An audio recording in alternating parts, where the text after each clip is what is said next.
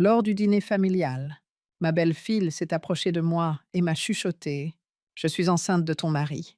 Vieille femme vulgaire. J'ai éclaté de rire et lui ai répondu: «Ne t'inquiète pas, ma chérie.» Quelques semaines plus tard, je lui ai fait une surprise qui l'a bouleversée. «Je suis heureuse que vous soyez là. Suivez mon histoire jusqu'à la fin et indiquez la ville d'où vous la regardez, afin que je puisse voir jusqu'où elle s'est répandue.» J'étais mariée à Cédric depuis 43 ans. 43 ans de petits déjeuners partagés, de dimanche matin tranquilles, et de ce silence confortable qui s'installe quand deux personnes connaissent par cœur les habitudes de l'autre. À 65 ans, je pensais tout savoir de mon mari, de mon fils Judd et de la vie que nous avions construite ensemble dans notre grande maison coloniale. Je me trompais. C'est un mardi soir, fin septembre, que tout a basculé. La salle à manger était baignée de la lumière dorée du lustre que Cédric m'avait offert pour notre 20e anniversaire. La table en acajou était dressée avec la porcelaine de ma grand-mère, et les verres en cristal reflétaient la lumière comme de minuscules prismes. Tout aurait dû être parfait. Un dîner en famille avec notre fils et sa femme, mariés depuis 3 ans. Lilia était assise en face de moi, ses cheveux blonds tirés en arrière dans le style sévère qu'elle arborait toujours, ses yeux verts, perçants et calculateurs. Elle avait 28 ans, 15 ans de moins que Jude, dès son arrivée dans notre famille. J'avais senti en elle quelque chose de prédateur, dans sa façon de regarder les gens, de les étudier, comme si elle cherchait leur faiblesse. Ce soir-là, elle rayonnait, non pas d'une douce lueur de satisfaction, mais d'une lueur plus dure, plus triomphante. Elle n'arrêtait pas de toucher son ventre encore plat, attirant l'attention sur elle, avec cette subtilité dont elle avait le secret. Judd, comme d'habitude, ne remarquait rien. Mon fils avait toujours été d'une confiance aveugle, voyant le meilleur chez tout le monde. Il coupait son steak avec la même concentration qu'il mettait dans tout ce qu'il faisait, ses cheveux bruns tombant sur son front comme depuis son enfance. Et Cédric, mon Cédric, était assis en bout de table, ses cheveux argentés soigneusement peignés, ses yeux bleus, d'habitude si chaleureux lorsqu'il me regardait, fixés sur son assiette. Il ne m'avait pas regardé directement de toute la soirée. En fait, cela faisait des semaines qu'il ne m'avait pas regardé correctement. «Bessie, tu t'es encore surpassée», dit Jude en désignant le rôti que j'avais passé tout l'après-midi à préparer. «C'est incroyable.» Je souris à mon fils, mais cela semblait forcé. Il y avait une tension dans l'air qui donnait à la nourriture un goût de carton dans ma bouche. Quelque chose se préparait, et je pouvais le sentir comme la pression avant une tempête. «Maman Bessie est une cuisinière formidable», dit Lilia d'une voix mielleuse, mais avec une pointe d'ironie que je semblais être la seule à percevoir. Une épouse et une mère dévouées. C'est vraiment inspirant. La façon dont elle insista sur le mot «dévouée» me donne à la chair de poule. Mais je hochai poliment la tête. «Merci, ma chérie.» Lilia s'essuya les lèvres avec sa serviette, un petit sourire jouant au coin de ses lèvres. «Tu sais, j'ai beaucoup réfléchi à la dévotion ces derniers temps, aux vœux du mariage, pour le meilleur et pour le pire, dans la santé et dans la maladie.» Ses yeux brillaient malgré toutes les épreuves qu'elle avait traversées. La fourchette de Cédric heurta son assiette, produisant un bruit anormalement fort dans le silence soudain. «C'est très beau, ma chérie», dit Judd en se penchant pour serrer la main de sa femme. «Le mariage, c'est un engagement, n'est-ce pas?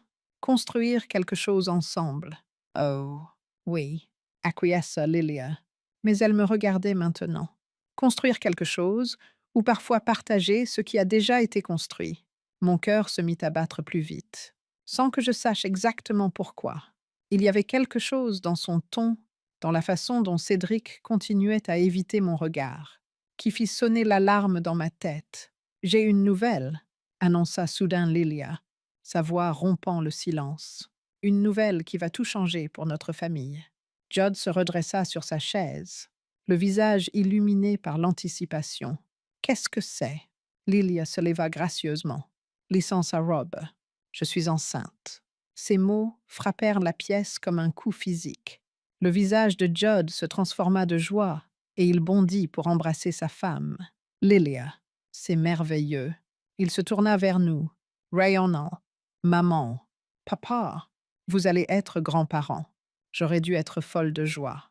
J'aurais dû pleurer de bonheur, me précipiter pour embrasser ma belle-fille, imaginer les couleurs de la chambre du bébé et organiser la fête prénatale. Au lieu de cela, quelque chose de froid et d'horrible me noua l'estomac. Lorsque je croisais le regard de Lilia par-dessus l'épaule de Judd, elle regardait Cédric, et il y avait quelque chose de triomphant dans son expression.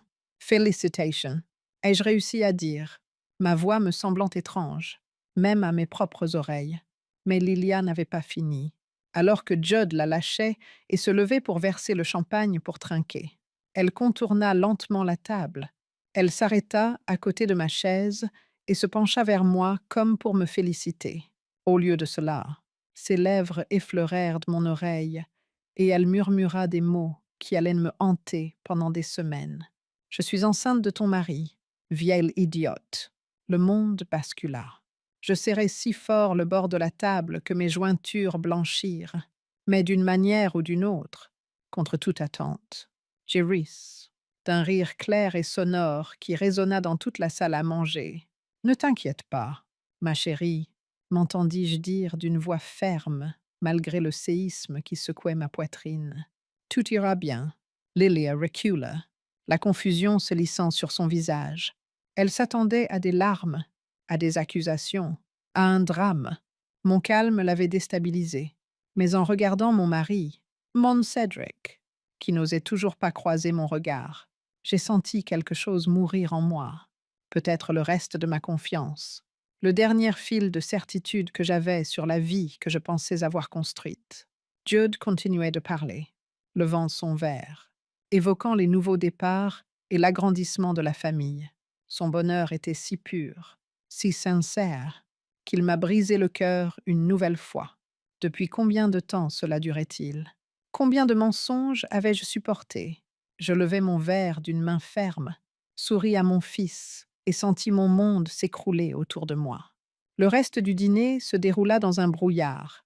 Je répondais quand on m'adressait la parole, souriais quand on attendait de moi que je souris, jouais le rôle de la belle-mère, surprise, mais ravie. Mais à l'intérieur, je hurlais quand ils sont enfin partis, Jude bavardant avec enthousiasme des berceaux et des fonds pour l'université, Lilia me jetant un dernier regard satisfait.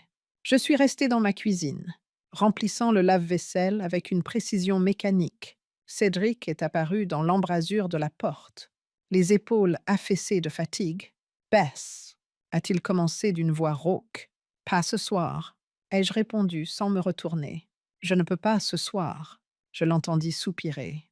Puis ses pas s'éloignaient dans l'escalier qui menait à la chambre que nous partagions depuis plus de 40 ans. Mais je ne pouvais pas le suivre. Pas encore. Peut-être jamais. Je restais seule dans ma cuisine, entourée des restes de ce qui avait été mon dernier dîner familial innocent. Et je me demandais depuis combien de temps je vivais avec des étrangers. Je ne fermais pas l'œil de la nuit, allongée dans notre grand lit. J'écoutais la respiration de Cédric à côté de moi, me demandant si l'homme avec qui j'avais partagé ma vie était un étranger.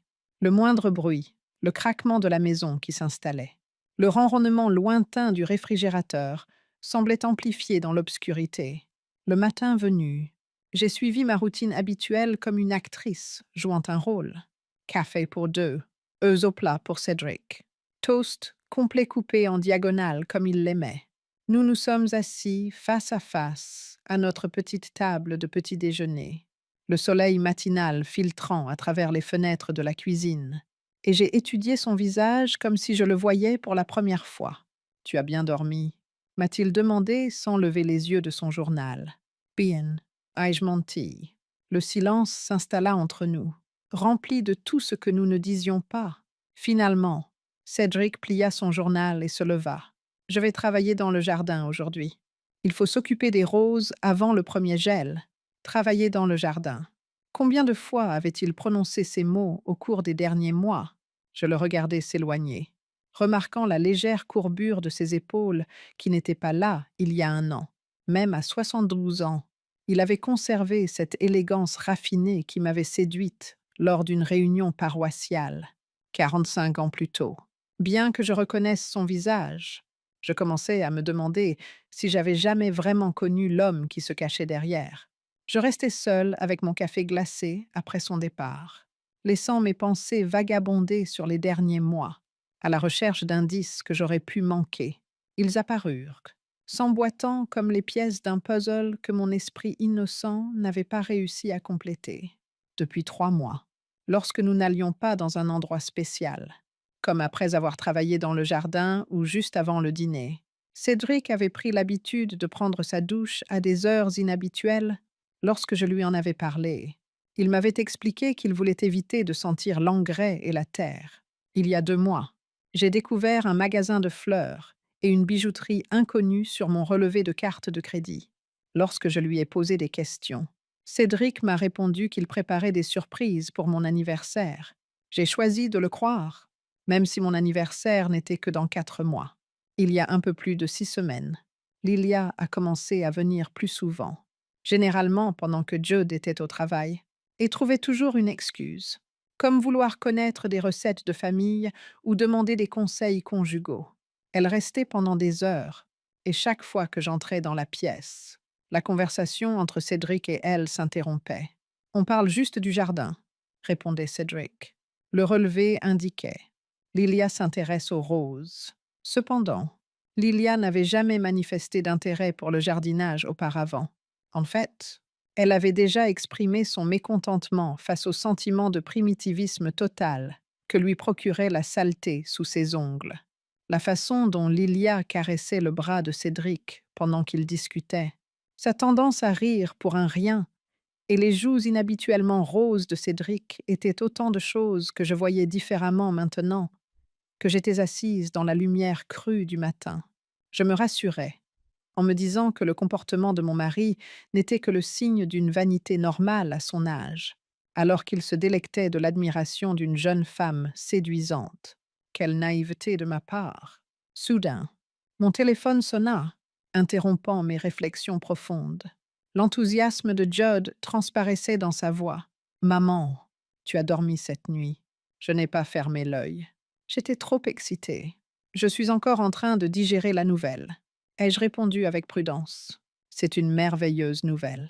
Mon chéri, Lilia est déjà en train de faire des listes, des prénoms, des thèmes pour la chambre. Toutes. Elle veut commencer les achats ce week-end. Il se tue alors que je serrais le téléphone plus fort. Elle m'a expliqué. Elle a dit que papa semblait vraiment heureux de la nouvelle, qu'il était un peu ému quand elle lui a annoncé. Quand lui a-t-elle annoncé? La semaine dernière, je crois. Elle était inquiète de ta réaction et voulait s'assurer que vous étiez tous les deux prêts. C'est tellement gentil de sa part. Elle avait peur que tu penses que nous étions trop jeunes. La semaine dernière, elle avait annoncé sa grossesse à Cédric 1 semaine avant de le dire à tout le monde. « Maman, tu es toujours là ?» demanda-t-elle. « Oui, » répondis-je. Je réfléchissais à tout ce qu'il fallait faire pour nous préparer. En raccrochant, tout devint clair. La conversation privée, le comportement étrange de Cédric, l'expression triomphante de Lilia au dîner, et tout le reste. Honnêtement, je ne me sentais pas encore capable d'affronter Cédric, mais je devais savoir ce qu'il me cachait. Mon mariage pourrait être ruiné pour rien si je me trompais, et que mon esprit soupçonneux inventait des problèmes là où il n'y en avait pas.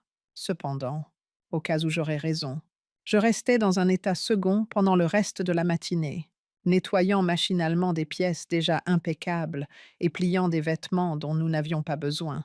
Je regardais Cédric, avec ses gestes précis et expérimentés, têler les roses dans son jardin depuis la fenêtre de la cuisine. Notre jardinier, Marcus, travaillait à proximité, coupant les haies avec la même compétence sereine que j'avais appris à admirer chez lui au cours des 12 derniers mois. Âgé d'environ 35 ou 40 ans, Marcus avait de beaux yeux bruns et des mains rugueuses à force de travailler. C'était un homme doux, Il s'occupait de plusieurs maisons dans notre quartier, depuis le petit appartement où il vivait. Au-dessus du garage, derrière la maison des Martinez, nos voisins. Après le départ à la retraite de notre ancien jardinier, Cédric l'avait recruté, et je dois dire que j'avais appris à apprécier son attitude courtoise et son dévouement sans faille pour entretenir un jardin magnifique. À ce moment-là, je l'ai vu au travail et je me suis demandé s'il était au courant, s'il avait été témoin de quelque chose ou si tout le quartier était au courant de la situation de mon mariage avant que je ne m'en rende compte moi-même. Vers midi, la voiture argentée de Lilia nous a conduits dans notre allée. Ses cheveux blonds brillaient au soleil, tandis qu'elle se dirigeait vers le jardin où Cédric travaillait, vêtue d'une robe d'été ample qui soulignait sa taille encore mince. Alors qu'elle s'approchait de mon mari, j'ai jeté un coup d'œil à travers les rideaux légers de notre salon. Il discutait avec animation, elle gesticulant et lui hochant la tête. Elle a tendu la main et lui a touché le bras. Un geste que j'avais déjà vu auparavant, mais que j'avais pris pour une marque de gentillesse. Cela semblait tout autre maintenant. Cédric souriait sincèrement, d'une manière que je n'avais pas vue depuis des mois, tandis qu'elle riait, avec son rire habituel. Une tension indéfinissable m'oppressait la poitrine. Au bout d'environ 20 minutes de conversation, Lilia jeta un regard en coin en direction de la maison. Ma crainte idiote d'être surprise en train d'espionner mon mari me fit reculer de la fenêtre, le cœur battant. Quand je jetai un nouveau coup d'œil, elle était déjà partie, sa voiture s'éloignant de l'allée. Après leur conversation, Cédric resta dans le jardin, mais il se déplaçait avec une grâce nouvelle, plus légère, comme s'il avait été libéré d'un poids. Il était presque joyeux au dîner ce soir-là. Son enthousiasme à l'idée d'être grand-père transparaissait lorsqu'il parlait du jardin et de ses projets pour le printemps prochain. Il était plus énergique qu'il ne l'avait été depuis des semaines, et je ne pus m'empêcher d'observer son visage, à la recherche d'indices qui trahiraient une faute ou un mensonge. Au contraire, j'aperçus ce qui pouvait être un signe de réconfort. Je parlais lentement et délibérément. Lilia est passée aujourd'hui. Ah oui, répondit Cédric en continuant à couper son steak. Oh mon Dieu. Elle est tellement inquiète à l'idée d'être mère et elle voulait que je la rassure, dit-il en s'arrêtant brièvement, le couteau figé dans sa main. Rien chez Lilia ne me semblait normal. Oh, tu sais, les inquiétudes d'une future maman. Est-ce qu'elle sera une bonne mère? Est-ce que le bébé sera en bonne santé? Des inquiétudes normales. Je commençais à penser que cette grossesse était la chose la plus anormale qui puisse arriver. Pendant que Cédric dormait à côté de moi cette nuit-là, je pris une décision. Je ne pourrais pas vivre une vie rassurée en me demandant si les paroles d'une personne étaient vides de sens ou si un baiser était une trahison. Vivre dans le déni était plus difficile que d'affronter les dures réalités de la vie. J'étais donc déterminée à découvrir la vérité, quelle que soit la souffrance que cela causerait. Je comptais me mettre au travail dès le lendemain matin. C'est à ce moment-là que l'examen du bureau de Cédric a commencé, le mercredi matin. Après qu'il soit parti à son rendez-vous hebdomadaire chez le médecin, je me suis rendue à l'étage. Dans la pièce qui lui avait servi de refuge depuis notre arrivée, je me sentais comme une cambrioleuse en enfonçant la grande porte en chêne qui grinçait. Tout dans le bureau de Cédric était exactement comme il l'avait laissé, les livres classés par sujet, les papiers soigneusement rangés et son vieux fauteuil en cuir tourné vers la lumière du soleil matinal. L'air était chargé de l'odeur de son après-rasage et d'une légère odeur de moisi provenant des livres qui n'étaient plus là depuis longtemps. Je n'entrais que rarement chez lui sans sa permission expresse, car je respectais son intimité. Ce que cette politesse m'avait coûté était désormais un mystère pour moi. Je commençai par son bureau, ouvrant le tiroir du haut avec un léger tremblement dans les mains. À l'intérieur, je trouvais les objets habituels, stylos, trombones et cartes de visite de médecins et d'entrepreneurs. Des factures et des lettres apparemment anodines étaient rangées dans le deuxième tiroir. Cependant, ce qui attira vraiment mon attention, c'était une pile de relevés bancaires cachés dans le tiroir du bas. juste derrière des magazines de jardinage. Un compte courant séparé, qui n'était pas notre compte joint et dont j'ignorais l'existence. Ma perplexité grandit à mesure que je parcourais les relevés des 6 derniers mois. D'importants dépôts 5 000, 8 000, 12 000 dollars qui semblaient sortir de nulle part, et des retraits 2 000, 3 500, 7 000 dollars, toujours en espèces et en chiffres ronds. D'où venait tout cet argent? Où allait-il? J'ai pris des photos des relevés avec mon téléphone, mais mes mains tremblaient tellement que j'ai dû prendre plusieurs clichés pour en obtenir un correct. J'ai ensuite tout remis à sa place et fermé le tiroir. Mais j'avais toujours l'impression qu'il me manquait quelque chose d'important. Je me suis précipitée vers la fenêtre dès que j'ai entendu un klaxon. C'était la voiture argentée de Lilia, pas celle de Cédric. Je l'ai vu sortir de la maison, vêtu d'un jean moulant et d'un pull ajusté, et contourner la maison pour se diriger vers le jardin plutôt que vers la porte d'entrée. J'ai saisi cette occasion. Je me suis faufilée en bas et me suis positionnée de manière à voir le jardin depuis la fenêtre de la cuisine.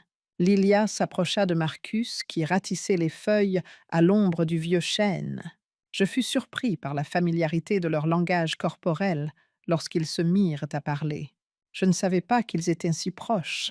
Leur conversation était brève mais passionnée. Lilia semblait insister sur quelque chose, mais Marcus continuait à secouer la tête. À un moment donné, elle sortit ce qui semblait être une enveloppe de son sac à main. Après avoir jeté un regard prudent autour de lui, Marcus s'en empara et la glissa dans la poche de sa veste. De l'argent. Elle lui donnait de l'argent liquide. Lilia payait notre jardinier. Mais pourquoi? Cédric s'occupait de toutes les factures de la maison, y compris le salaire de Marcus. Alors que je commençais à comprendre, la Honda bleue de Judd est arrivée dans l'allée. Lorsque mon fils est sorti, j'ai vu sa femme lui faire signe. Elle s'est détournée de Marcus et a couru vers lui. Rayon Nante. Je l'entendis s'exclamer. Surprise. En se jetant dans ses bras, Judd lui dit d'un ton enjoué. J'espérais te voir pour le déjeuner, tout en la faisant tournoyer. Que fais-tu ici? Ma belle. Je voulais voir le jardin avec Marcus, répondit-elle sans hésiter. Tu sais que j'ai envie d'en savoir plus sur les plantes depuis que nous avons appris que nous allions avoir un bébé. C'était tout à fait innocent et logique, mais j'avais vu l'enveloppe et l'air inquiet de Marcus. Le jardinage n'était pas le sujet dont il voulait me parler. Je me précipitai dans le salon, où je fis semblant de lire un magazine, tandis qu'il se promenait en s'approchant de la maison. Lorsqu'ils entrèrent dans la maison, Jude embrassa sa femme et leur joie était palpable. Regarde qui j'ai trouvé en train de comploter avec notre jardinier, dit Judd en essayant de garder un ton léger. Je gloussai en réponse. Lilia Rhett, émettant ce petit son cristallin un peu forcé.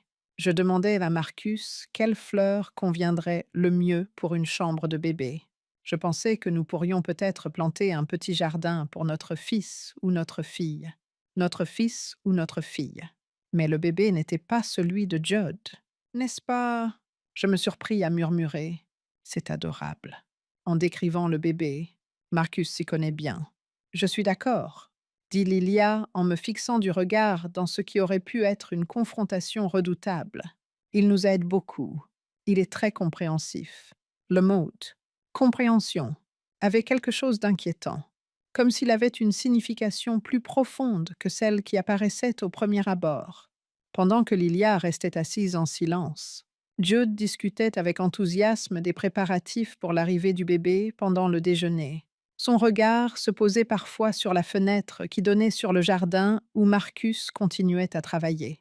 Contrairement à la femme sûre d'elle qui avait lâché sa bombe lors du dîner 2 jours auparavant, elle semblait anxieuse et préoccupée. Voyant que sa femme était préoccupée, Judd lui demanda « Tout va bien, ma chérie. Je suis juste fatiguée, répondit-elle rapidement. Ce sont les hormones de la grossesse. Tu sais, cependant, en observant attentivement son visage, je ne percevais aucun signe de fatigue. L'expression de quelqu'un dont les préparatifs minutieux risquaient de mal tourner était celle d'une personne calculatrice et inquiète. Je suis restée 1 heure de plus après leur départ pour voir Marcus au travail. Il semblait agité, regardant par-dessus son épaule vers la maison, la rue et son camion garé. Il était perturbé par ce que Lilia lui avait envoyé dans ce colis. Cédric semblait préoccupé ce soir-là, à son retour de son rendez-vous. Le regard vide. Il poussait la nourriture dans son assiette et ne touchait presque pas à son repas. Tout va bien, lui ai-je demandé, reprenant la question de Judd. Oui, répondit-il machinalement. Je pensais juste au jardin.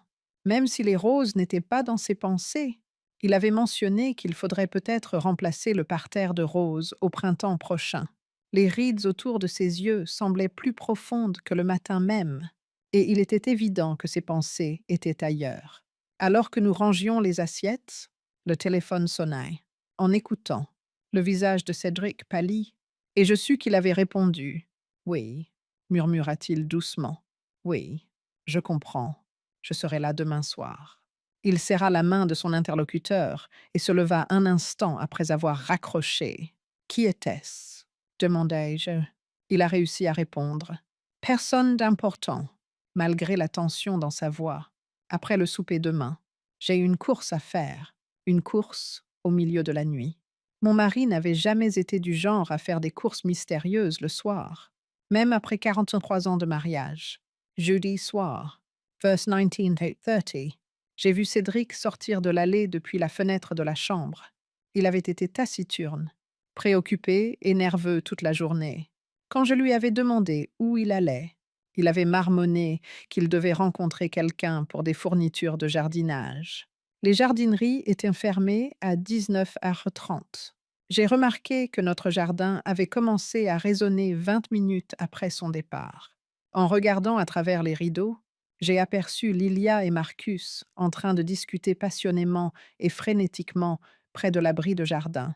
Même de loin, je voyais que Marcus était furieux.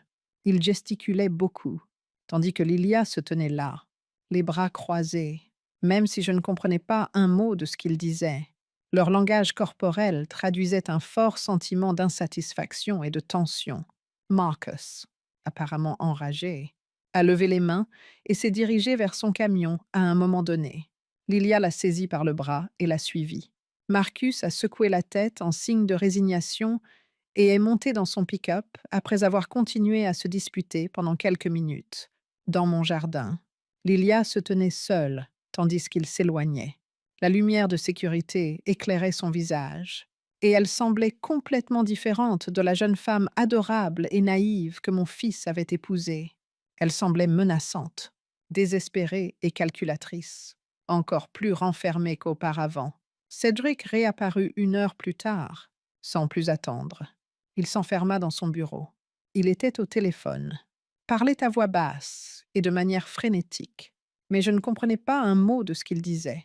Tout ce que j'avais vu cette nuit-là, le compte bancaire secret, l'enveloppe que Lilia avait donnée à Marcus, l'étrange coup de fil, la course de Cédric en soirée et la violente dispute entre Lilia et Marcus n'avaient aucun sens si tout cela n'était qu'une simple liaison. Je suis resté éveillé toute la nuit à essayer de comprendre. Imaginez plutôt que cela n'avait rien à voir avec une liaison Etsy sous mon nez. Une situation bien plus complexe était en train de se dérouler. Tout a changé lorsque j'ai pris une décision le lendemain matin. Vendredi, une fois que Cédric aurait quitté la maison, j'avais l'intention de le suivre. Je voulais découvrir la destination de ces courses énigmatiques qu'on lui demandait de faire. Mais d'abord, j'allais vérifier l'ancienne chambre de Judd, celle où Lilia passait parfois ses journées, car je soupçonnais que les secrets de ma belle-fille allaient bien au-delà de sa grossesse et de son infidélité. Oui, j'avais vu juste. Le temps sombre et pluvieux qui s'était installé vendredi matin me convenait parfaitement. Je ne croyais plus Cédric lorsqu'il disait qu'il allait faire un tour à la quincaillerie. En réalité, il était parti tôt. Je montais les escaliers menant à l'ancienne chambre de Jude avec une détermination renouvelée après avoir vu sa voiture s'éloigner dans notre rue bordée d'arbres. Après le départ de Judd, la chambre avait été entièrement réaménagée, passant d'une zone sinistrée digne d'une adolescente à une chambre d'amis impeccable, avec des meubles blancs et des murs bleu pastel. Au fil de ses nombreuses visites, Lilia avait laissé son empreinte, décorant la pièce avec subtilité. Elle avait drapé un foulard en soie sur le miroir de la commode, posé une lotion coûteuse sur la table de chevet et empilé des magazines sur le siège de la fenêtre. J'ai d'abord fouillé la commode pour m'assurer qu'il n'y avait rien d'inhabituel dans les tiroirs. Cela incluait les vêtements et les bijoux. Contre toute attente, j'ai découvert un dossier en papier craft caché comme un objet illicite dans le tiroir du bas, sous une pile de poules de luxe. Les documents qui m'ont glacé le sang étaient les relevés bancaires d'un compte au nom de Judd. Ils révélaient des transactions que mon fils n'avait jamais effectuées. D'énormes retraits d'argent liquide remontant à près de 8 mois. Il s'agissait de sommes incroyables, telles que 15 000, 20 000 et 25 000 dollars, soit plus que ce que Judd gagnait en 6 mois. Non, c'était plus que cela. Les documents relatifs à des prêts dont les montants auraient ruiné les finances de Jude et les demandes de cartes de crédit dont il n'avait jamais parlé auparavant étaient tous à son nom. Et puis, une liste écrite de la belle main de Lilia apparaît tout en bas du dossier. Northwestern Mutual, $45,000. Ligne de crédit Chase, $30,000. Prêt personnel, M. Santos, $18,000. Fonds d'urgence, $12,000. Alors que je prenais des photos de tout, mon cœur battait à tout rompre et mes pensées se bousculaient pour donner un sens à tout cela. Cela allait bien au-delà d'un simple problème. Il y avait beaucoup d'argent en jeu, de l'argent que mon fils n'avait pas.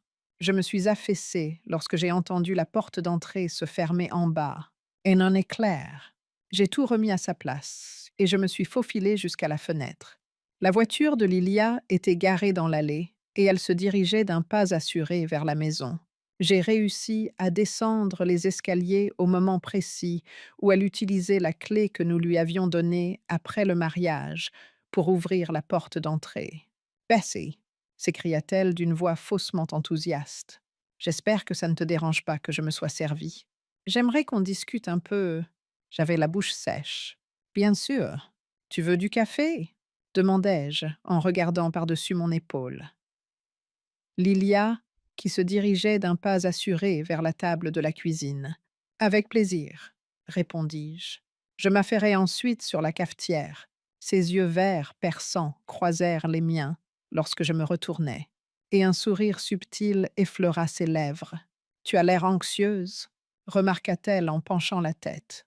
Je mentis et lui répondis. « Je suis juste fatiguée », tout en posant sa tasse devant elle. « Tout va bien. » Elle but une gorgée de son café et murmura. « Je n'ai pas bien dormi. J'imagine les pensées qui doivent se bousculer dans ta tête en ce moment. L'arrivée d'un nouveau bébé, même inattendu, peut-être un choc énorme. » Son ton m'incita à observer son visage plus attentivement. Je lui ai dit prudemment. « Lilia. » Et elle semblait différente aujourd'hui. Plus dure, comme si elle avait abandonné l'image de la jeune épouse innocente qu'elle affichait toujours quand nous étions ensemble. « Oh. Au fait, je peux te demander quelque chose? » « Bien sûr. Alors, pourquoi as-tu informé Cédric avant Jude ?» m'a-t-elle demandé, sa tasse à mi-chemin de ses lèvres. Quelque chose passa sur son visage pendant un instant, peut-être de l'étonnement ou de la réflexion. Puis, son sourire réapparut. Elle répondit doucement. J'étais nerveuse. Je voulais m'assurer que ma famille me soutiendrait avant d'en parler à mon mari. Cédric a toujours été si gentil avec moi. Gentile, répétai-je. Elle s'approcha et posa sa tasse en disant « Très gentil. Protecteur, même. Il s'inquiète beaucoup pour moi ces derniers temps. Vous lui avez dit que j'avais des difficultés. Quel genre de difficultés? Oh, juste un peu de stress, des problèmes financiers. » Son regard resta fixé sur le mien. Vous savez ce que c'est quand on est jeune et qu'on essaye de se faire une place dans la vie. Parfois, on fait des choix qui semblent raisonnables sur le moment, mais qui se compliquent par la suite. C'était comme si j'entrais dans un champ de mine. Lilia Ritt, mais son rire manquait de sincérité. Quel genre de choix? Demanda-t-elle. Le genre qui exige de l'empathie de la part de vos proches. Le genre qui exige du tact, répondis-je en étudiant son visage. Je sentis une boule se former dans ma poitrine en ajoutant le genre pour lequel votre mari vous a été d'une grande aide. Je ne comprends pas. Et toi, tu comprends? Elle se leva et se dirigea vers la fenêtre donnant sur le jardin. Ses commentaires résonnaient comme un poison, évoquant à quel point Cédric était un homme si bon, un père si dévoué. Il ferait n'importe quoi pour protéger sa famille. N'est-ce pas? Même si cela signifiait sacrifier sa propre réputation. Elle examina mon jardin avec désinvolture, comme s'il s'agissait d'un bien immobilier, et je ne pus m'empêcher de fixer son dos. Mais qu'est-ce que tu racontes? Demandai-je à voix basse. Le masque avait disparu lorsqu'elle se retourna. Son visage dégageait une froideur calculatrice. Elle semblait savoir exactement ce qu'elle faisait. Je dis que certains secrets ont plus de valeur que d'autres. Bessie. Et certaines personnes sont prêtes à payer cher pour les garder enfouis. Nous avons été interrompus par des voix à l'extérieur, juste au moment où j'allais répondre. En jetant un coup d'œil à travers la vitre, j'ai remarqué que Cédric et Marcus semblaient avoir une discussion animée près de la remise à outils. Marcus ne cessait de secouer la tête, et Cédric gesticulait avec véhémence. Une expression qui semblait traduire la terreur a traversé le visage de Lilia, qui a changé d'expression. Avec un « excusez-moi » précipité, elle se dirigea rapidement vers la porte arrière. Elle dit « Je dois leur parler ». Je la suivis dehors, en restant à une distance suffisante pour entendre.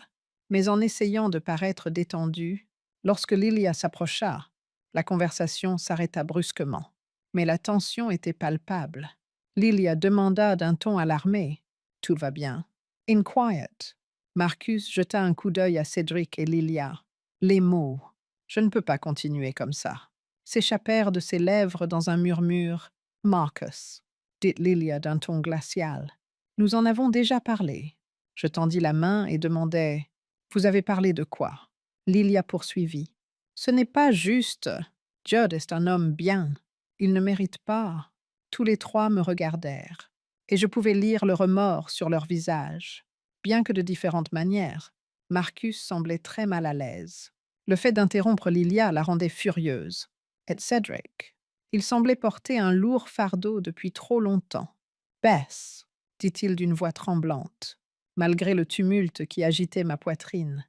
Je gardai un ton calme et répondis « Tu ne devrais pas être ici, dans mon propre jardin. » Le seul bruit qui rompait le silence gênant était celui de la pluie qui tombait sur les feuilles au-dessus de nos têtes. « De quoi avez-vous discuté exactement que je ne devrais pas entendre ?»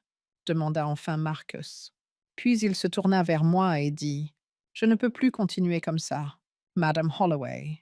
Il y a des choses que vous devez savoir, des choses à propos de… » Ça suffit. Crackalilia, Marcus, nous avions un accord. Je voulais savoir de quoi il s'agissait. Il y avait une supplication dans le regard de Marcus lorsqu'il fixait Cédric. « Dis-lui » ordonna-t-il. Cédric ferma les yeux, et lorsqu'il les rouvrit, je pouvais sentir la douleur intense qu'il ressentait. Elle mérite de savoir ce qui se passe réellement. Il murmura « Bess, je n'ai jamais voulu que tu la prennes de cette façon. » Je demandais « Apprendre quoi ?» Mais mes pensées commençaient déjà à s'assembler. Tous les relevés bancaires à l'étage, les courses énigmatiques et les avertissements subtils de Lilia concernant le secret et la sécurité. « Ce n'est pas ce que tu penses », répéta Cédric avec une pointe d'urgence. Lilia gloussa, produisant un bruit semblable à celui du verre brisé. Et dit « Ce n'est pas ce qu'elle veut que tu penses. » Oh, mais c'est exactement ce qu'elle pense. N'est-ce pas, Bessie, ton mari dévoué qui couche avec la femme de son fils? Quel cliché. Je me suis retrouvée à fixer mon mari, essayant de déchiffrer son expression. Cédric, je n'ai pas de liaison, a-t-il déclaré d'une voix tremblante. Il s'est figé, fixant Lilia d'un air désespéré, puis a ajouté « Bess, je ne ferai jamais ça, mais je ne peux pas t'expliquer sans… » « Sans quoi ?» ai-je demandé. « Sans ruiner la vie de notre fils », a conclu Lilia à sa place, le sourire radieux de la victoire. « Tu vois, Bessie, Ton mari aime trop Judd pour lui dire la vérité sur sa femme, sur ce que j'ai fait, sur ce que je sais. Tout bascula devant mes yeux. Que sais-tu exactement? Demanda Marcus, le visage pâle mais déterminé. À propos de l'argent, murmura-t-il.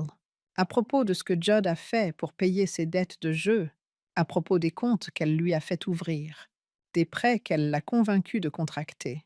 Marcus, dit Lilia pour l'exhorter à la prudence. Mais Marcus persista, parlant sans retenue, comme s'il avait réprimé ses pensées pendant des mois. Elle fait chanter M. Holloway, menaçant de détruire Judd s'il ne coopère pas avec ses mensonges, le forçant à prétendre avoir une liaison pour couvrir ce qu'elle fait réellement. Mes jambes étaient sur le point de se dérober. Des dettes de jeu, demandai-je en m'agrippant au poteau de la clôture pour ne pas tomber. Les yeux fixés sur les 3 visages devant moi, le pauvre Cédric acquiesça. Il secoua la tête avec désespoir et dit « Poker and Ligne, Paris Sportifs ». Ça a commencé petite. Mais, Bess, il doit plus de 100 000 $ à des individus peu recommandables. Et elle est au courant. Marcus, d'une voix ostensiblement répugnante, déclara. C'est elle qui l'a entraîné là-dedans, qui lui a fait découvrir ces sites et qui l'a encouragé à parier plus gros. Lilia semblait observer cette révélation avec un mélange de rire et d'incrédulité. Puis, quand il était trop impliqué, elle lui a proposé de l'aider, en échange d'une contrepartie. Elle m'a répondu clairement, « Silence ». Lorsque j'ai demandé « Quel prix ?» Elle a posé sa main sur son ventre et a dit, « Ta coopération, un mariage qui me donnera accès aux ressources de ta famille. » J'ai murmuré, « Le bébé », et tout le monde autour de moi a acquiescé. Et une assurance pour l'avenir, a demandé doucement, « Ce n'est pas celui de Judd », a conclu Marcus. « C'est le mien. » Après cela, un silence inquiétant s'installa. Autour de nous, la pluie continuait de tomber, mais je n'y prêtais guère attention. J'avais l'impression que tout ce que je savais sur ma famille, mon mariage et les derniers mois venaient de m'échapper comme du sable entre les doigts. Lilia ralentit ses applaudissements pour adopter un rythme moqueur. « Eh bien, » dit-elle, « je suppose que le secret est dévoilé maintenant. » C'était comme être renversé par un camion après la dispute dans le jardin. La question est, Bessie, qu'est-ce que tu vas faire? Des heures après leur départ, j'étais assise dans mon salon, le regard perdu dans le vide, essayant d'assimiler l'énorme quantité d'informations que j'avais apprises. La dette de jeu engloutissait mon enfant. Un maître chanteur menaçait mon mari. L'enfant de notre jardinier allait naître de ma belle-fille manipulatrice et calculatrice. De plus, on attendait de moi que je trouve un moyen de gérer cette situation sans mettre en danger la vie de ceux qui m'étaient chers. Une étrange réalité suspendue a persisté pendant les jours qui ont suivi. Cédric et moi avons hésité l'un autour de l'autre comme des spectres, conscients que tout avait changé, mais incapables d'y faire face. Avec cette expression troublée sur le visage, il s'est approché de moi à plusieurs reprises pour essayer de m'expliquer, mais je levais toujours la main. « Pas encore », répondais-je. « J'ai besoin de réfléchir. » Et c'est ce que j'ai fait, sans relâche. J'ai réfléchi au jeu de Judd, à son addiction, à l'altruisme de Cédric, qui protégeait notre fils des conséquences de ses décisions, à la tromperie et à la manipulation de Lilia, et au sacrifice de Cédric. Mais c'était surtout Marcus qui occupait mes pensées. Sa démission a été officialisée le lendemain, avec une déclaration indiquant qu'il retournait dans sa ville natale et que ses services n'étaient plus requis. Sa lettre, écrite d'une main tremblante et pleine de regrets, était cachée sous un pot de fleurs près de l'entrée arrière lorsque je l'ai découverte. « Je comprends tout », disait-elle. « Je n'ai jamais voulu que cela arrive. J'espère que tu pourras me pardonner un jour. » Cependant, je n'éprouvais aucune colère envers Marcus. Je compatissais avec lui. Tout au plus, il n'était qu'une autre mouche prise dans la toile de Lilia, qui était comme une araignée.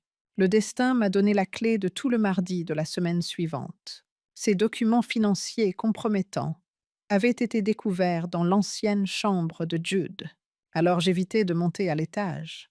Cependant, ce matin-là, J'ai entendu le bruit de l'eau qui coulait dans la salle de bain d'invités adjacente à cette chambre. Une fois de plus, Lilia avait fait de notre maison son sanctuaire. J'ai patiemment attendu qu'elle descende avant d'aller vérifier que l'eau était bien coupée. C'était un prétexte absurde, mais je devais agir. J'avais besoin de sentir que je pouvais gérer tout ce chaos. Après la visite de Lilia, la salle de bain était impeccable. Comme toujours, elle avait pris grand soin d'effacer toute trace de sa présence, ne laissant derrière elle que le parfum subtil de son parfum coûteux. Cependant, elle avait oublié quelque chose cette fois-ci.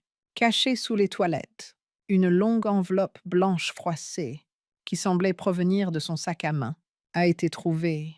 Quelque chose à ce sujet a fait battre mon cœur plus vite, avant même que je l'ouvre. Comme si c'était un signe que c'était crucial. Le résultat d'un test ADN datant de seulement 3 jours se trouvait dans une seule feuille de papier avec l'entête de GeneTech Laboratories. En lisant les faits froids et durs exposés dans un langage clinique, mes paumes ont tremblé. Lilia Catherine Holloway est la mère et l'enfant à naître est le sujet du test de paternité. Aucune paternité n'a été établie avec le père présumé, Judd Michael Holloway. Le deuxième père possible, Marcus Daniel Santos, n'est pas exclu. Les chances qu'il soit le père sont de 99, 7%, le papier tremblant entre mes mains. Je me suis affalée sur le siège des toilettes fermées. La preuve dont j'avais besoin était là. Jude n'était pas le père de l'enfant. Lilia avait eu tort de dire qu'il appartenait à Cédric. Le petit était le fils de Marcus. Mais pourquoi avait-on demandé un test de paternité? Pourquoi prendre le risque de découvrir la vérité si elle comptait revendiquer l'enfant comme étant celui de Judd? Dans un moment de lucidité terrifiant, la réponse m'est apparue, l'assurance. Elle avait souscrit cette police comme assurance. Elle s'était montrée capable de détruire notre famille à volonté. À tout moment, elle pouvait sortir ce test, dire que Cédric l'avait contrainte à mentir et se présenter comme la victime impuissante d'un homme plus âgé et violent. Elle prenait des précautions pour s'assurer d'avoir le pouvoir. Quelle que soit l'issue, dès que j'entendis des pas dans l'escalier, je froissai le papier et le glissai dans la poche de mon cardigan. J'avais calmement vérifié le robinet lorsque Lilia entra dans la salle de bain. Elle parla d'un ton très neutre et ajouta « Bessie, je ne savais pas que tu étais là. » Je croisai son regard dans le miroir et lui expliquai que je vérifiais simplement que tout était bien éteint. Elle haussa les épaules et dit « Tu sais comment sont ces vieilles canalisations. » Cependant, son regard trahissait son calcul. Elle craignait que j'aie vu quelque chose de déplacé ou découvert quelque chose. En me tournant vers elle, je lui ai demandé « Comment te sens-tu » Elle a répondu prudemment « Bien », en référence à sa grossesse. Un peu fatiguée. Le médecin dit que tout semble normal. C'est bien. Quand est ton prochain rendez-vous? La semaine prochaine. Elle s'est tue. Jude m'accompagne. Il est tellement impatient de voir l'échographie. Mon cœur s'est brisé pour mon fils. La joie pure de son fils reposait sur un mensonge. Doucement, j'ai dit « Lilia, n'y a-t-il rien que tu voudrais me dire ?» Pendant un instant, son masque a vacillé. J'ai détecté un soupçon de doute, peut-être même de remords, avant que la logique glaciale ne reprenne le dessus. Comme quoi, la vérité, 2 femmes qui semblaient clairement mieux informées que nous dans cette salle de bain exiguë échangèrent un regard. Je commençais à détester le sourire cruel et prédateur de Lilia lorsqu'elle finit par sourire. La vérité est subjective. N'est-ce pas, Bessie? Il y a ce qui s'est passé, et il y a ce que les gens croient qui s'est passé, et parfois, ce que les gens croient est plus important que les faits. Elle m'a contournée et s'est dirigée vers la porte, puis s'est arrêtée net. « Au fait », a-t-elle dit d'un ton désinvolte, avec une pointe de mystère dans la voix. J'ai l'impression d'avoir laissé tomber quelque chose dans mon sac. Vous n'avez rien vu. Pas hasard. Sans réfléchir, j'ai fouillé dans ma poche, où les résultats du test ADN froissaient légèrement sous mes doigts. J'ai répondu d'un ton neutre. Absolument pas. Après m'avoir longuement observé, elle finit par acquiescer. Elle m'assura qu'on retrouverait l'objet perdu. Les choses importantes finissent toujours par se retrouver. Elle partit, et je restai longtemps dans les toilettes, serrant contre moi le document qui pourrait bouleverser toute ma vie. Le montrer à Jude à ce moment précis révélerait la supercherie de Lilia et libérerait Cédric de son chantage. Mais je savais que cela ne serait pas aussi simple. Non seulement Jude serait anéanti par cette liaison qui n'avait jamais existé, mais il serait également exposé au grand jour. Avec son addiction au jeu et les dettes qui l'avaient rendu vulnérable à la manipulation de Lilia, il ne se remettrait peut-être jamais de cette humiliation. Nous avions tous été victimes à un moment ou à un autre. Mais maintenant, Marcus, le pauvre Marcus, allait devoir faire face aux conséquences de sa propre faiblesse. La vérité devait éclater, mais pas d'une manière qui détruirait tout le monde. Assise là, contemplant le regard troublé de Cédric et la joie pure de Judd d'être père, je savais que les mensonges ne pouvaient plus durer. Cédric était dans son bureau ce soir-là, parcourant des documents qui ne l'intéressaient manifestement pas. Je frappai au cadre de la porte et il leva les yeux vers moi avec un regard désespéré. En lui demandant « On peut parler ?» J'espérais obtenir une réponse.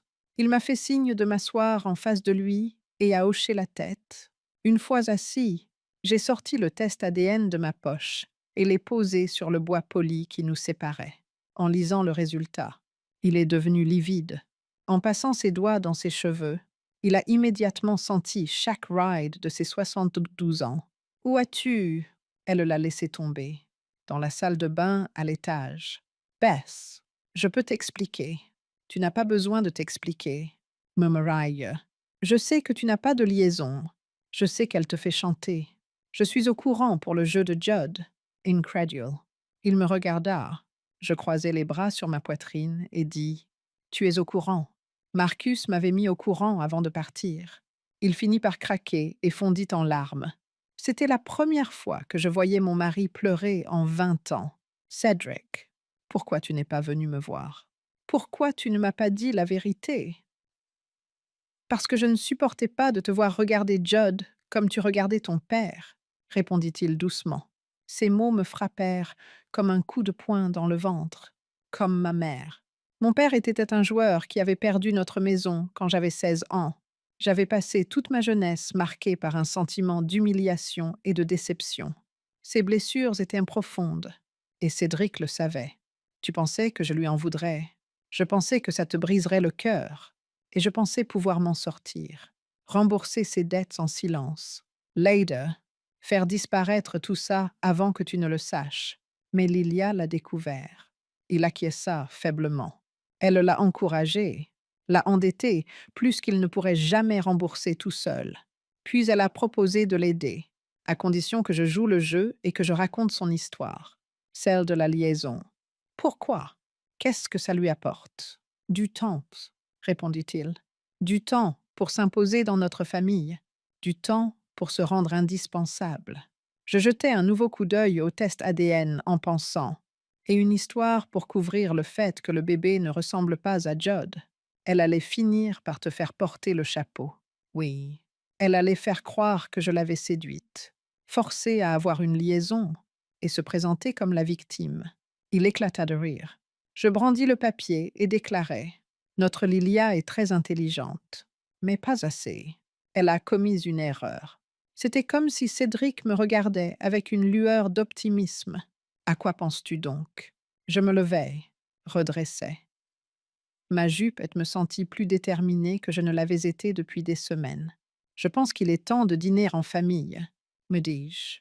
J'ai senti que mes 43 ans de mariage en valaient la peine lorsque mon mari m'a dit « Et cette fois, c'est moi qui vais te faire une surprise. » L'expression de soulagement et d'adoration sur son visage n'avait pas de prix. Avec la minutie d'un stratège militaire, j'ai passé 3 jours à organiser ce dîner. La date, le lieu et la révélation qui allait enfin libérer ma famille du piège tendu par Lilia dépendaient de la perfection de chaque détail.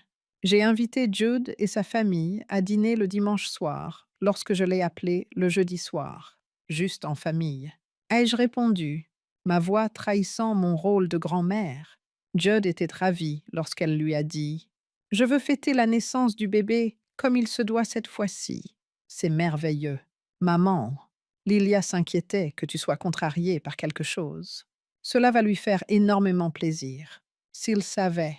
Le samedi, j'ai préparé un rôti avec des légumes, du pain fait maison et une tarte aux pommes selon la recette de ma grand-mère. Tous les plats préférés de Judd.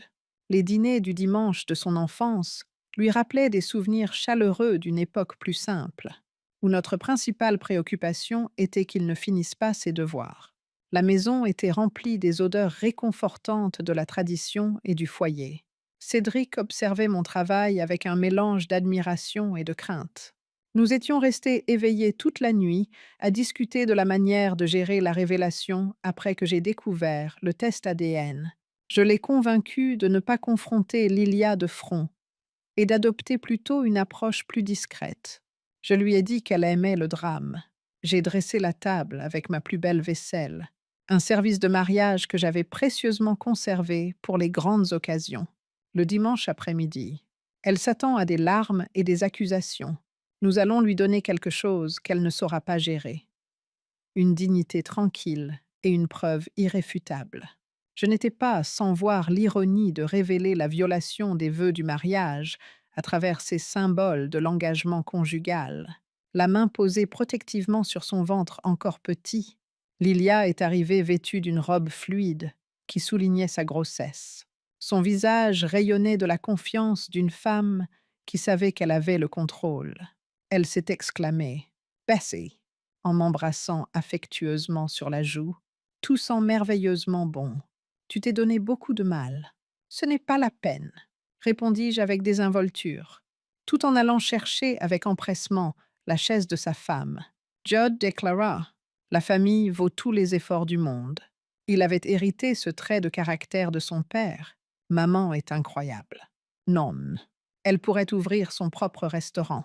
Absolument, répondit Lilia, mais elle me surveillait de près, essayant de déceler le moindre signe qui trahirait le stress qui s'était accumulé entre nous ces derniers temps. Elle ne savait pas si elle devait être soulagée ou inquiète par mon attitude apparemment joyeuse, tout en grignotant nos amuse-gueules. Nous avons engagé la conversation. Lilia nous a donné des détails sur ses symptômes de grossesse. Judd nous a raconté ses dernières nouvelles professionnelles et Cédric a posé quelques questions délicates sur la date prévue de la naissance. Nous avions l'air d'une famille heureuse et typique aux yeux de quiconque nous observait. Cependant, je surveillais Lilia de près, notant ses tactiques pour éviter certaines questions et ses gestes lorsque le sujet dérivait vers la grossesse.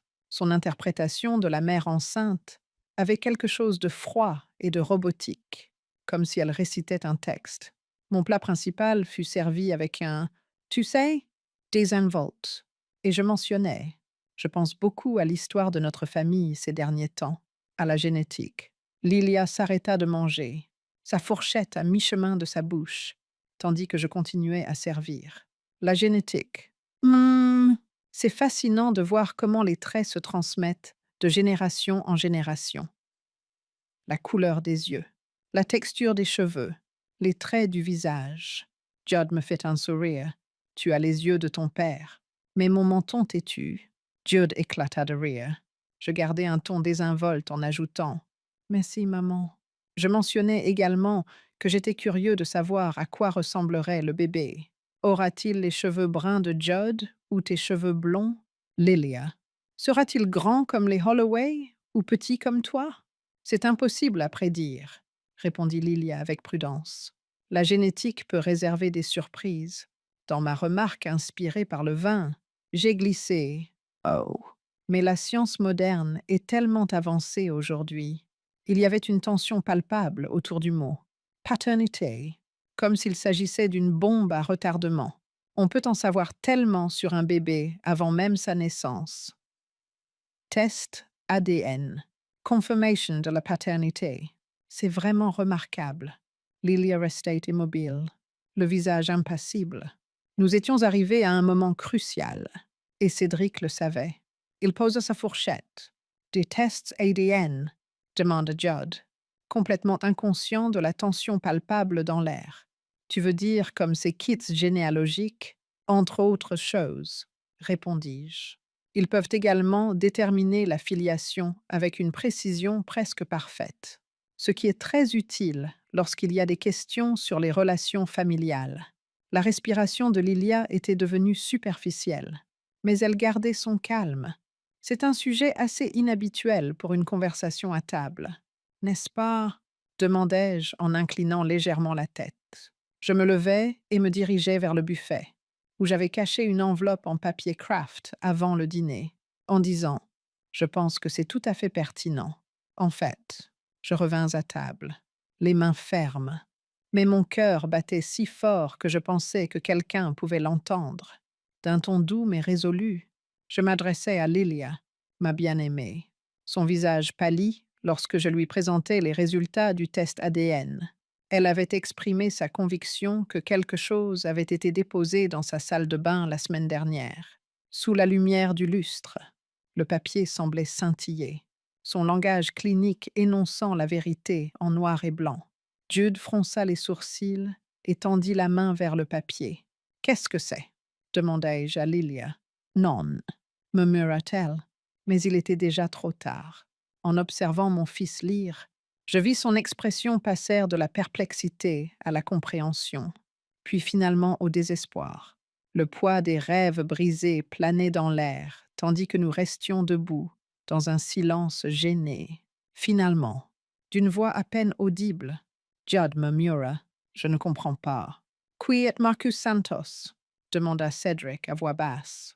C'était notre ancien jardinier, les yeux suppliant une réponse qui lui permettrait de donner un sens à ce cauchemar. Judd leva les yeux vers sa femme, Lilia. Le monde qu'elle s'était soigneusement construit s'écroula autour d'elle, alors qu'elle restait immobile, prise entre la confession et le déni. « Ce bébé n'est pas le tien, mon fils, » murmurai-je doucement. J'ai vécu l'heure la plus douloureuse de ma vie après avoir entendu ces mots. Il ne l'a jamais été. Lorsque Judd comprit, son expression devint sombre. Il avait été exploité à cause de ses dettes de jeu, qui l'avaient rendu vulnérable, et il s'était retrouvé pris au piège de Lilia à cause de ses manipulations. Lilia tenta désespérément de sauver la face en inventant une histoire selon laquelle Cédric avait profité d'elle en la forçant à avoir une liaison. Cependant, avec les preuves en main, ces mensonges semblaient vides et évidents. Judd répondit lentement. « Tu as tout planifié, comme si tout s'éclaircissait dans son esprit. Tu savais que j'avais un problème avec le jeu. Tu m'as encouragé. J'essayais de t'aider, » rétorqua Lilia. « En aggravant ma dette et en utilisant mon humiliation comme moyen de pression pour contraindre mon père à croire tes mensonges. » Elle était complètement déconcertée. « Et Marcus ?» demanda Judd d'une voix brisée en prononçant ce nom. « Tu l'as séduit aussi? Il n'était qu'un autre pion dans ton jeu. »« Ce n'était pas prévu, » répondit-elle doucement. « C'est juste que je me sentais seule, et il était gentil. » À ce moment-là, Cédric rompit le silence qui durait depuis des mois et dit « Alors tu as détruit sa vie aussi. » Jude leva les yeux vers son père, le regard empreint de tristesse et de gratitude, et dit « Mon fils, je veux que tu saches que je ne l'ai jamais touché. Je t'ai laissé croire que j'avais une liaison parce que je ne supportais pas de te voir subir les conséquences de ton addiction au jeu. Je pensais pouvoir te protéger. Papa, tu n'aurais pas dû... Oui, je devais le faire. Tu es mon fils. Mais j'aurais dû dire la vérité à ta mère. J'aurais dû te faire confiance. Croire que tu serais plus fort que tes erreurs. » Ce fut un règlement de compte rapide et décisif. Ce soir-là, Lilia rassembla toutes ses affaires. Ses bagages s'empilaient devant la porte d'entrée, symbole de son destin funeste. Personne ne voulait l'accueillir. Ses proches et ses amis étaient tous impliqués dans les mensonges qu'elle avait inventés. Alors que Judd l'aidait à charger ses affaires dans sa voiture, elle a insisté. « Et le bébé ?» avec une pointe de désespoir. « Tu ne peux pas abandonner ton petit enfant. Le bébé ira bien. » L'ai-je rassuré? J'ai déjà contacté la sœur de Marcus à Phoenix. Elle sera ravie de t'héberger jusqu'à la naissance et de t'aider à te remettre sur pied. ai-je dit à Lilia, qui me regardait avec curiosité. Elle s'éloigna dans notre rue, et je ne ressentis ni triomphe ni satisfaction. J'étais plutôt triste pour le mal qu'elle avait causé et soulagée que les mensonges soient enfin terminés. Tu t'es arrangé pour que j'aille à Phoenix? Demandai-je. Je me suis arrangé pour que tu aies une chance de recommencer à zéro, la corrigai-je, pour élever ton enfant honnêtement, sans mensonge ni manipulation. Ce que tu feras de cette chance, c'est à toi de décider. 6 mois plus tard, j'ai reçu par la poste la photo d'un petit garçon aux cheveux noirs et aux yeux doux, comme ceux de Marcus. Audos, Lilia avait écrit. Il s'appelle David. Merci de m'avoir donné une seconde chance. Judd avait commencé à fréquenter les Gamblers Anonymous et affronter sa dépendance avec la même ténacité dont il faisait preuve dans tous les aspects de sa vie. Notre mariage a été renforcé par la vérité que nous avons enfin partagée, et Cédric et moi étions plus proches que jamais. 8 mois après ce terrible dîner, notre véritable petite fille, une magnifique petite fille aux yeux sombres de Judd et au rire contagieux de Sarah, est née de parents qui s'aimaient vraiment. En l'absence de confrontations spectaculaires ou de révélations publiques, les victoires subtiles de la vérité sur le mensonge, du pardon sur la vengeance et de l'amour sur la peur blessée peuvent être tout aussi significatives.